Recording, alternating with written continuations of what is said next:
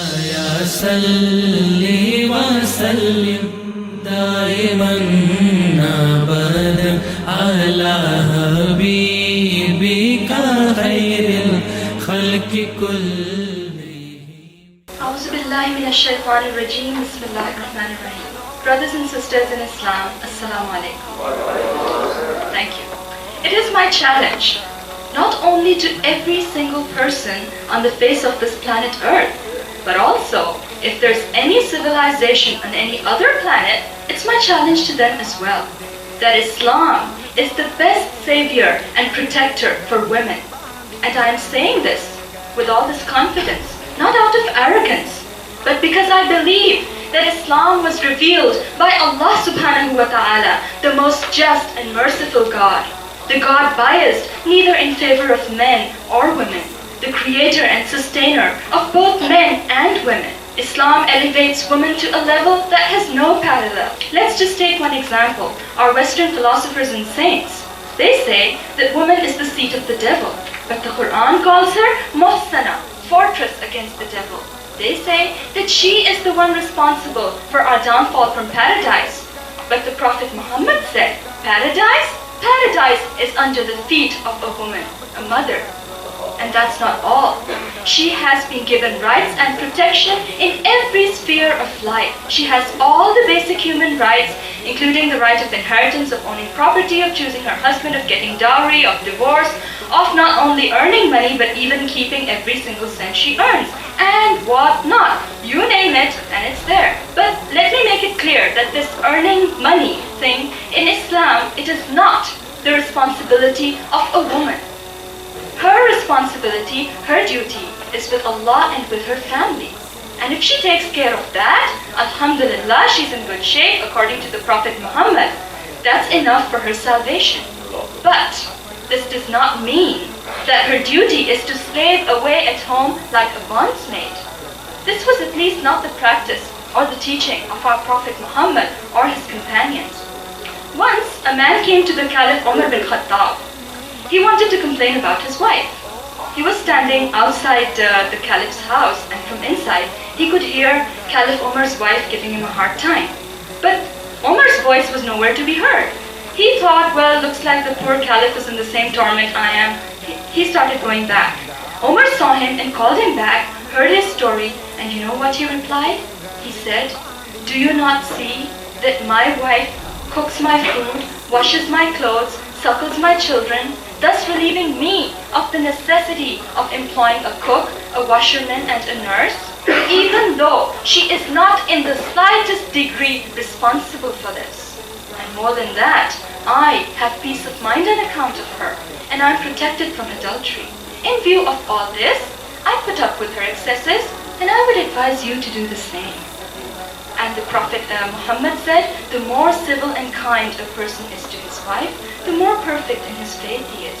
The Quran says, وَعَاشِرُوهُنَّ بِالْمَعْرُوفِ فَإِنْ كَرِهْتُمُوهُنَّ فَعَسَىٰ أَنْ تَكْرَهُوا شَيْئًا وَيَجْعَلَ اللَّهُ فِيهِ خَيْرًا كَثِيرًا. Live with your wives, treat them with kindness and equity. If you take a dislike to them, it may be that you dislike something, but Allah has kept a great deal of good in it. The Quran further says, وَلَا تُمْسِكُوهُنَّ ضِرَارًا لِتَعْتَدُوا وَمَنْ يَفْعَلْ ذَلِكَ فَقَدْ ظَلَمَ نَفْسَهُ وَلَا تَتَّخِذُوا آيَاتِ اللَّهِ هُزُوًا. Do not keep your wives by force, so that you may injure them or hurt them. And whoever does this wrongs his own soul. Do not treat the words of Allah as a joke. My dear brothers, Allah means business here. And my sisters, this does not mean that we take advantage of all these examples and start taking advantage of men. No. What I am saying is simply that a woman is not an unpaid slave. According to the Prophet Muhammad, she is the queen of her house. And not only that, she is also given permission to go out. And not only that, she is given respect, protection, and dignity. Things which no other society, especially what the West has not given her. The hijab is not a restriction. It allows a woman to be judged by her content, not by her packaging, by what's written on the pages, not the pretty artwork on the cover. We are judged by who we are, by what we have to say, not by how we happen to look while we are saying it. Islam does not see the woman as a prize cow to be paraded before the world. The Prophet Muhammad ﷺ summed it up beautifully. He said, the best object of benefit of the entire world is the pious woman. This is so profound. Not the rich woman, not the beautiful or successful woman, because these qualities will not benefit her in the long run. Minds can be lost, wealth can be spent, and beauty shall change. These ephemeral qualities are for the pleasure of this world, whereas piety is for the pleasure of Allah. His advice to men seeking a wife was, get one who is religious. Not the one in the 50% tax bracket, the one with the Jaguar, the one with her own corporation, the one with the great looks, or the one who brings more dowry. No.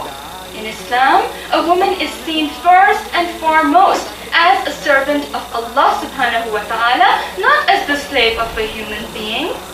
And in the eyes of Allah, she is no less than a man. It is true, لَيْسَ الذَّكَرُ كَالْأُنْثَى. The man is different from the woman, psychologically, biologically, physiologically different. The man is physically more stronger. We can see that. Doesn't need any explanation. So Allah has given him the charge, the responsibility for providing for the family, for earning for the family. He's been given the daraja, the position of leadership in the family. But this does not make a woman inferior. No. Where rights are concerned, وَلَهُنَّ مِثْلُ الَّذِي عَلَيْهِنَّ بِالْمَعْرُوفِ وَلِلرِّجَالِ عَلَيْهِنَّ دَرَجَةٌ. Her rights are equal, mithl, to those of man, even though man has been given the daraja, the degree over her. The degree, the responsibility and accountability for providing and sustaining the family. What has this got to do with inferiority or superiority? Nothing. Allah has made it very clear. إِنِّي لَا أُضِيعُ عَمَلَ عَامِلٍ مِّنْكُمْ مِنْ ذَكَرٍ أَوْ أُنْثَى بَعْضُكُمْ مِنْ بَعْضٍ. I shall not waste the efforts of any of you, man or woman. You are members one of another. And إِنَّ أَكْرَمَكُمْ عِنْدَ اللَّهِ أَتْقَاكُمْ. The person who is more revered, who is more superior, or who is more respected in the eyes of Allah, is the one who is more pious, who has more taqwa, regardless of whether it's a man or a woman. History is filled with women who exemplified this fact, who taught men as well as women, who gave religious verdicts, who fought and died, all for the sake of Allah, not to prove to the world that they were capable. My dear Muslim sisters, we, unlike the non-Muslim women, we do not have to prove anything to this world. All we have to prove is to Allah subhanahu wa ta'ala that we are capable. Yes, we are capable of becoming true and ideal Muslim women. Women like the Sahabiyat, not 5 feet 10 inches or something like that. No. Women like the Sahabiyat, out of hundreds of examples. And I could go on forever, but I'm sure you all must be hungry. I'll just quote one example. Asma bint Yazid. She embraced Islam when she was a teenager at the time of Hijrah, and she was only in her 20s, the Battle of Yarmouk. She killed 9 soldiers with what? With the pole of a tent. Let alone women. I don't know how many men can even do that, today or whenever. And not only that, she was also a great scholar. She opened a school, and from her school, many of our respected ulama of the Tabaun period, they graduated from her school. Aisha, Khadija, Fatima, Zainab, Asma, Ammara, Salma, Kulsum, Hakim, there are so many names. Who are all these? These were the scholars, the teachers, the doctors, the nurses, the social workers, the warriors, and the mothers, daughters, sisters, and wives of the times of the Prophet Muhammad. These were the people about whom Allah has said, رَضِيَ اللَّهُ عَنْهُمْ وَرَضُوا عَنْهُ أُولَٰئِكَ حِزْبُ اللَّهِ أَلَا إِنَّ حِزْبَ اللَّهِ هُمُ الْمُفْلِحُونَ. Allah is pleased with them, and they with Allah. This is the group of Allah, and indeed, it is the group of Allah that will succeed.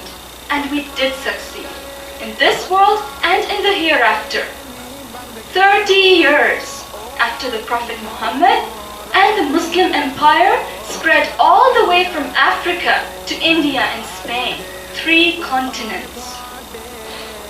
Why is it, I will ask you, that today we are the third world? We have lost the respect and dignity we enjoyed. We are apologetic and submissive. And to whom? To the disbelievers, the kuffar. Astaghfirullah. Why is it that today sons of the caliber of Muhammad bin Qasim, Tariq bin Ziyad and Khalid bin Walid are not born?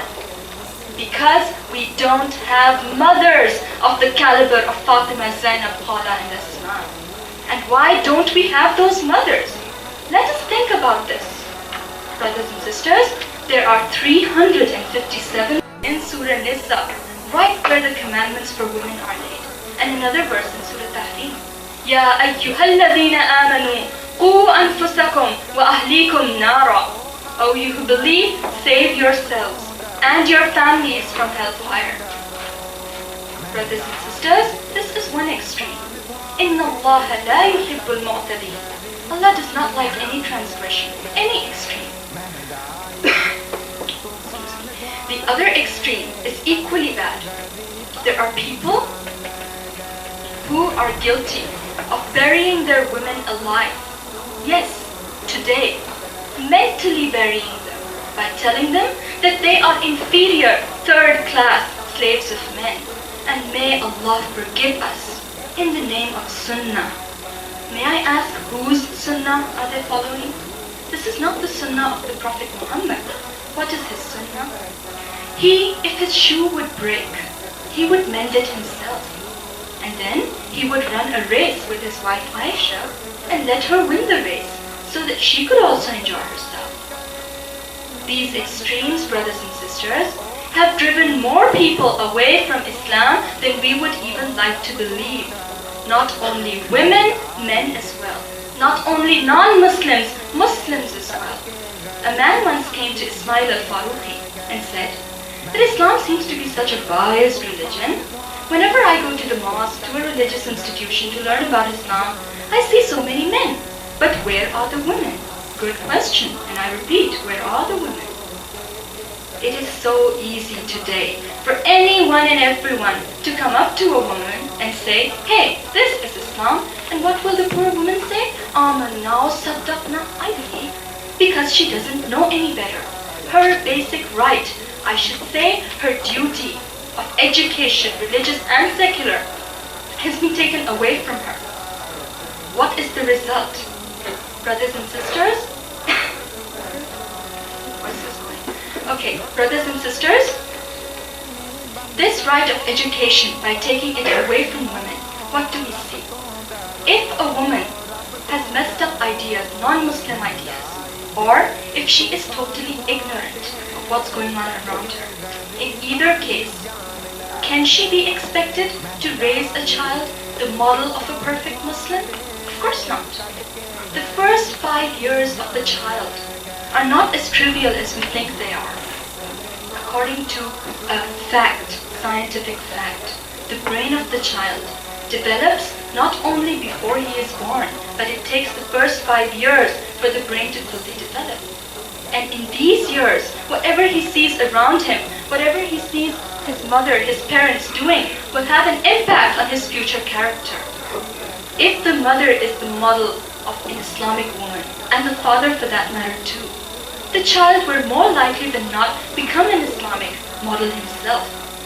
But if the mother herself is locked up in a dark corner of a dark room of a dark home, secluded from the entire world, what can you expect? What is this generation gap that we see?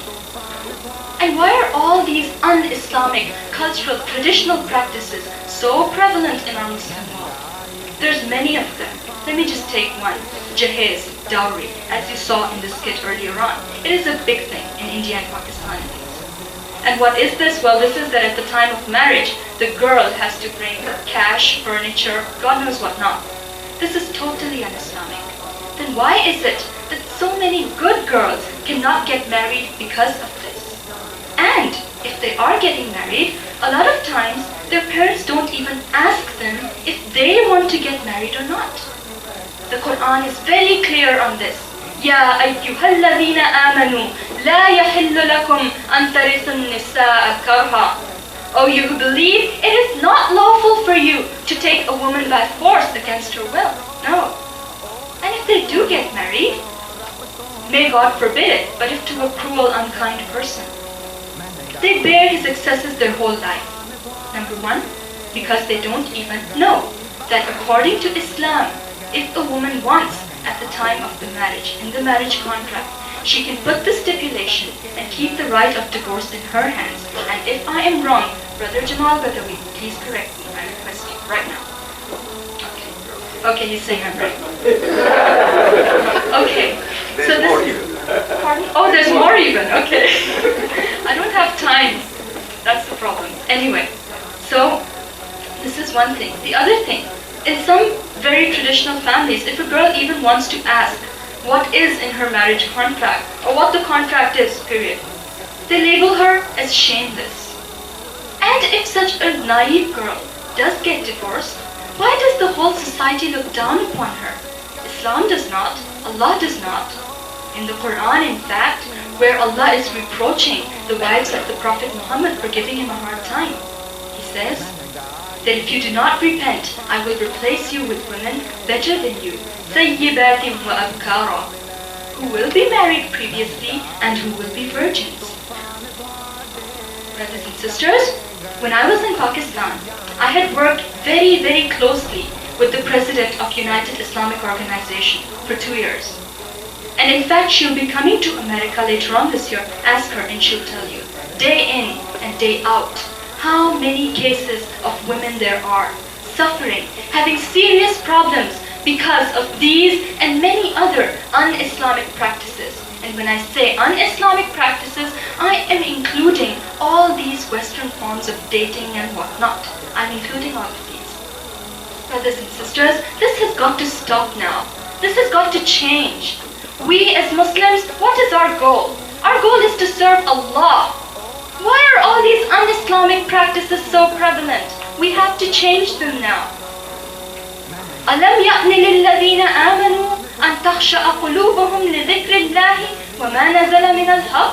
Has not the time come for Muslims that their heart turn towards Allah, remembrance of Allah and what Allah has revealed, which is the truth? Yes, the time has come. The time is now for us to get together and come up with solutions for these problems. Let none of us think that we cannot make a difference. Yes, we can, if our intention is pure. If we strive in the path of Allah, Allah has said, وَالَّذِينَ جَاهَدُوا فِينَا لَنَهْدِيَنَّهُمْ سُبُلَنَا وَإِنَّ اللَّهَ لَمَعَ الْمُحْسِنِينَ.